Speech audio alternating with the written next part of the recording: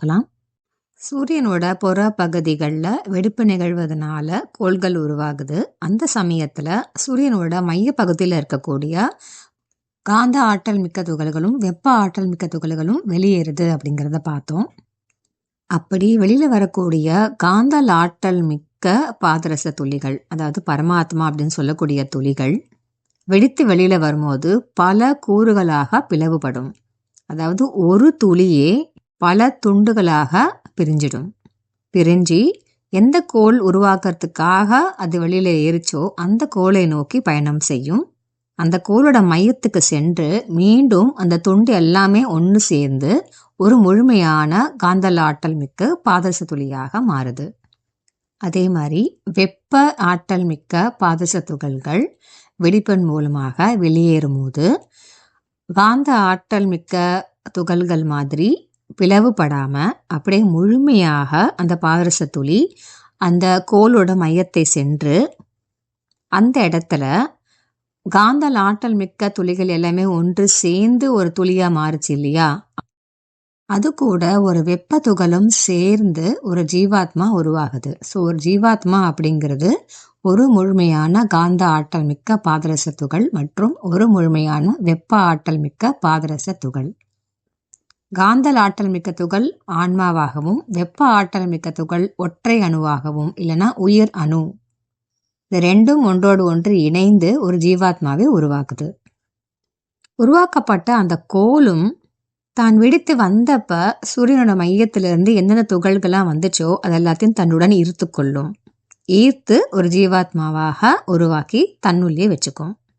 உதாரணத்துக்கு இப்போ புதன் கோளோட உருவாக்கத்தின் சமயத்தில் சூரியன்லேருந்து வெளியேறின இந்த காந்த ஆற்றல் மிக்க துகளும் வெப்ப ஆற்றல் மிக்க துகளும் பெரும்பான்மையாக புதன் கோளை நோக்கியே சென்றடைந்து அங்கே ஒரு ஆன்மாவாக மாறிடும். சில துகள்கள் கோளை நோக்கி பயணம் செய்யாம திரும்பி சூரியனை நோக்கி பயணம் செய்யும் அப்படின்னு பார்த்தோம் இல்லையா.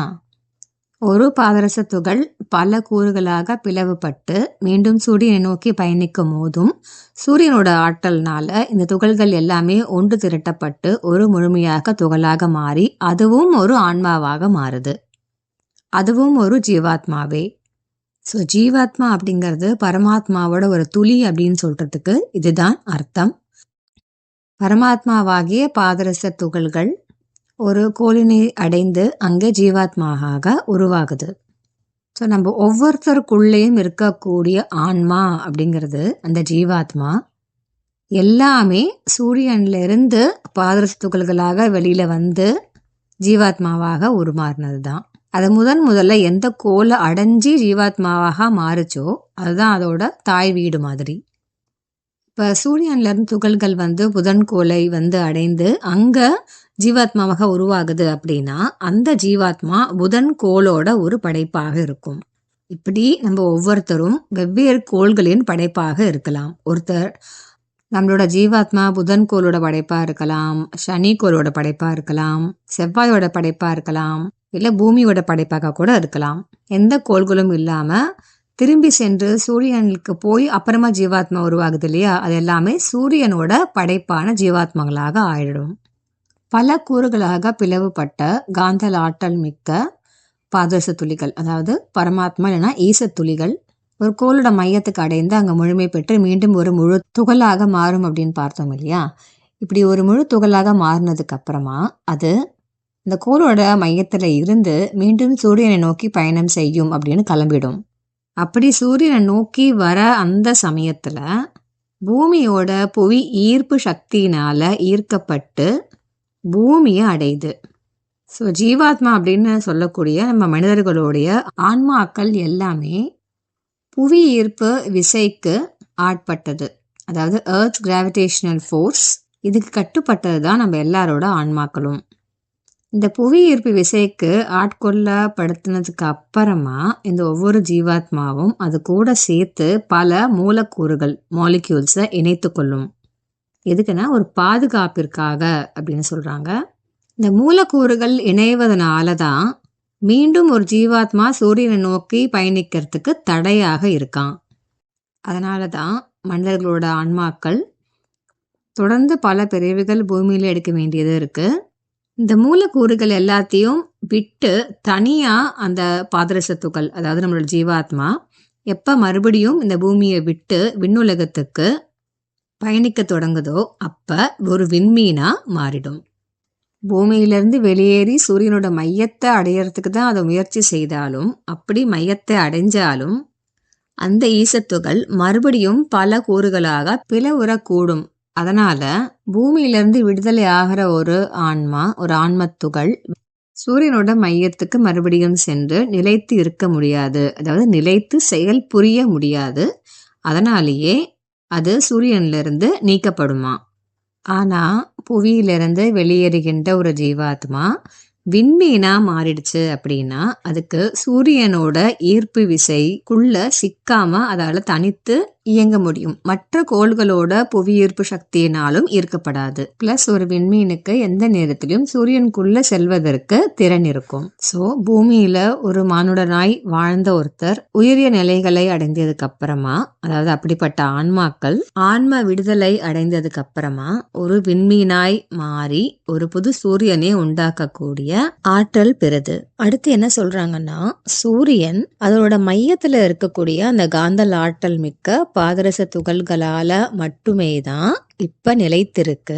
சோ பல யுகங்களாய் வாழ்கின்ற அந்த சூரியனோட மையத்துல இருக்கக்கூடிய அணுக்கள் எல்லாமே மானுட ஆன்மாக்களாக மாறிடுச்சு அப்படின்னா சூரியனோட மையத்துல அந்த துகள்கள் குன்றிவிடும். அதனால ஒரு காலகட்டத்துல சூரியன் இந்த விண்ணுலகத்திலேயே உதிர்ந்து அழிஞ்சிடும். இறுதியா உதிரக்கூடிய அந்த பாதரச துகள்கள் விண்ணுலகத்திலேயே சுத்தி சுத்தி வந்துகிட்டு இருக்கும். சூரியன் முழுசா உதிர்ந்ததுக்கு அப்புறமா எல்லாமே அழிஞ்சிடும், கோள்களும் அழிஞ்சிடும்.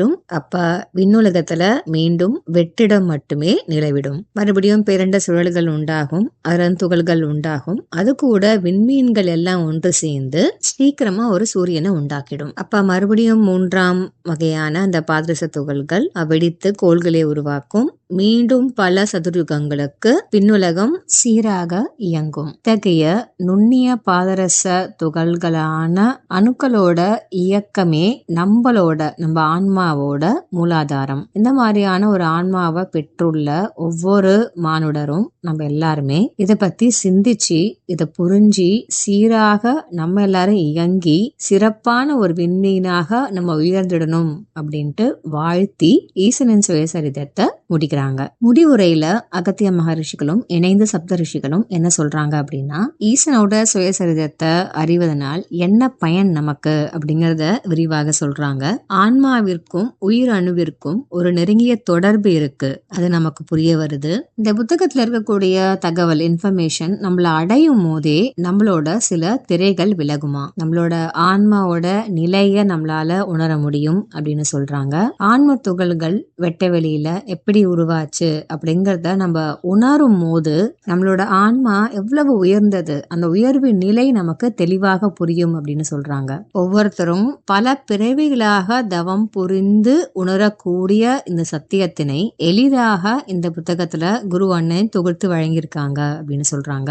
இதுல இருக்கக்கூடிய விஷயத்த நம்ம அறிஞ்சுக்கும் போது அந்த தருணமே நம்ம சிரசுல அதிர்வுகள் ஏற்படுமா, சுய உணர்தல் செல்ஃப் ரியலைசேஷன் அப்படிங்கிறது முழுமையாக கிடைக்கும். இந்நூலினை கரங்களில் ஏந்தி விழிகளால் உணர்ந்து அறிவினில் ஏற்றுவிட்டால் ஞானம் என்பது சுயமாய் போதிக்கப்படும் அப்படின்னு சொல்றாங்க. ஆன்ம விடுதலை எளிதாகும். இப்ப நம்ம வாழ்கின்ற காலத்திலேயே நமக்கு நிறைவான ஞானம் சித்திக்கும். அது மட்டும் இல்லாம உயர் ஆன்மாக்களோட பூரண அருளாற்றல் இந்த புத்தகத்துல கலப்புட்டு இருக்கு.